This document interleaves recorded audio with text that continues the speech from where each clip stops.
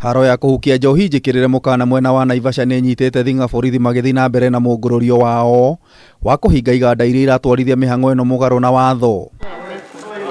Muthenya wa ira borithi ni marahithukiire iganda igire mwena wa Kayole na Mai Mahiu na kuhithukia indo iria cirahuthika guthondeka njohi ici njikirire mukana. Tumefaulu kunasa pombe aina ya Ice Moon, vodka, carton 139 ambaye ndani yake ziko chupa 20.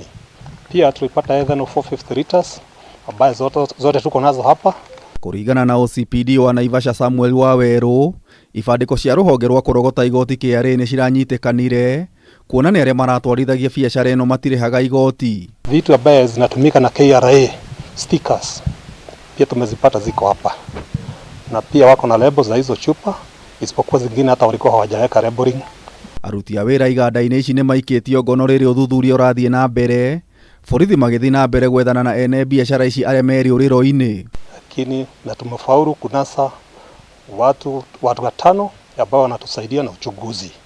Ningeomba wananchi wachunge ile kitu wanakunywa, maana ukiangalia hii nyumba huwezi tarajia iko na vitu ambaye inatengenezwa hapa.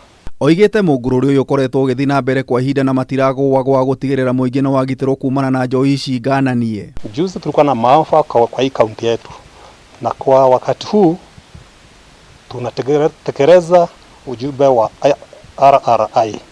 Kwa hivyo tuko na bidii kuhakikisha tumetoa hiyo pombe yote haramu katika hii area yetu. Mwena-ini wake munene wa ruhonge rwa CID Adan Hassan ni orite aikari mwena uyu gukorwo maitho na kuheanaga riboti ciegie thogori ta ici kuona ni ugwati. At the moment we are treating as illicit brew because we have no information whether it has been tested or not tested, or medical officer water public health wameangalia bado, but we believe by virtue of being hidden in such a locality is an illicit brew.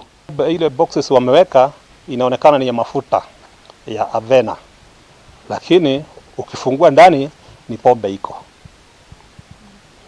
Hakuna mahali popote imepitia, yote inaletwa hapa kama maji vile unafungulia kwa mfereji tu.